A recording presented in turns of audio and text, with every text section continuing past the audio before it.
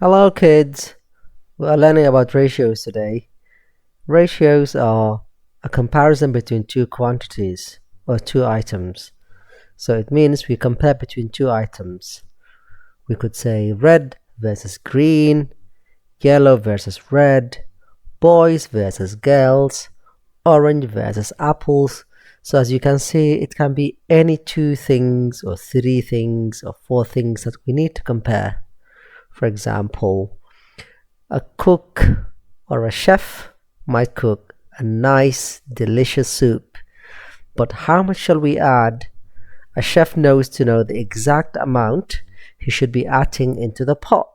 For example, would you add 3 tomatoes or 2 tomatoes or 3 tomatoes? So it's really important we add the right amount of each ingredient. For example, if we use the wrong amount of each ingredient, then we'll end up with not so delicious food. So it's very important in real life that we can use ratios in cooking. We can also use in calculating the right amount of nutrients. For example, we're told to eat different amount of carbohydrates, proteins and vegetables so that we know how much are we eating from each quantity so that it doesn't affect our health, and also to balance our health and energy needs. So if we need energy, we need to eat the right amount of carbohydrates, the right amount of proteins and the right amount of vegetables. So we can use a ratio to help us decide what quantity of each nutrient we should be eating. Again, ratios can be used to help the amount of students or the number of students to number of teachers. For example, if we have only one teacher for 100 students, that's not enough. So we need at least 2 to 3 teachers or at least 5 teachers to help us or make sure students learn effectively. So ratios have real life examples. It's not just because we like numbers or challenging questions. We use these in everyday life. If you are drawing, you need to find the right amount of proportions.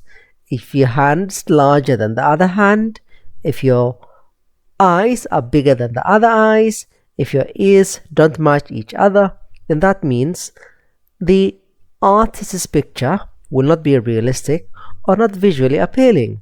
So we need to make sure we use ratios and proportions very effectively, and we use them in everyday life. So what is a ratio?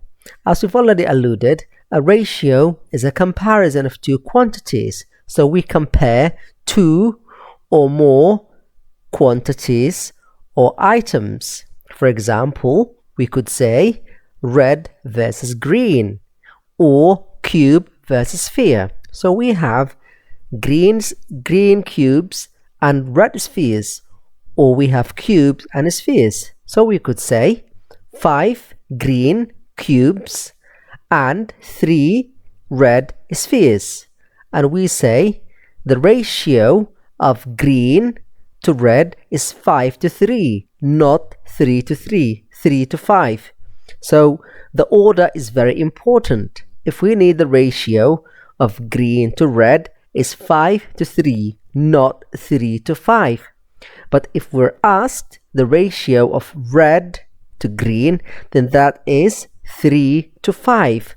Again, if we look at these rectangles, we have 5 yellow rectangles and 5 blue rectangles.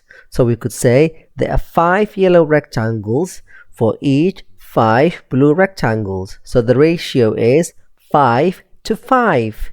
5 to 5. So the sign in the middle denotes the ratio between the two colors or between the two rectangles. Again, if you look at these two ratios, it's 5 yellow rectangles to 2 blue rectangles. So the ratio is 5 to 2. 5 to 2. 5 yellow rectangles to two blue rectangles, and the sign in the middle is the ratio sign. So the ratio sign denotes the comparison between the two numbers. Again, if we look at this pizza, we normally use fractions to denote these 6 equally divided parts of the pizza. So each part is 1/6, 2 2/6, 3 would be 2/6, 3/6, 4/6, 5/6, and 6/6 if we eat the whole pizza. So if you eat one part of this pizza, that would be 1/6. So in ratio, fractions, percentage, and decimals are all convertible to each other. So you could convert between ratio to decimal and between decimal to ratio. So you could use the same logic to convert decimal to fraction, fractions to ratios, ratios to percentage. So if you know one of them, you could convert to the other. For example, if you eat one portion of the pizza, we divide it into 6 parts, so that's 1/6. Divided to decimal, that would be 0.16. And if we divide into a ratio, it's 1/6, 1/6. These all numbers mean the same thing. So a ratio could be converted to a fraction, and a fraction could be converted to a ratio, and they could all be converted to percentage, and percentage could be converted to a fraction or a ratio. So this helps you learn. If you've already learned about fractions, you could convert fraction to ratios, ratios to percentage, percentage to decimals, so they all work the same way. Another example, if you have 20%, that could be converted to 1/5 or 0.2 or 1/5. So if we divide, so 20% is just 20 over 100, or 1/5, and 1/5 could be divided by 1 divided by 5. It's basically 0.2. So as we see, can convert each into the other.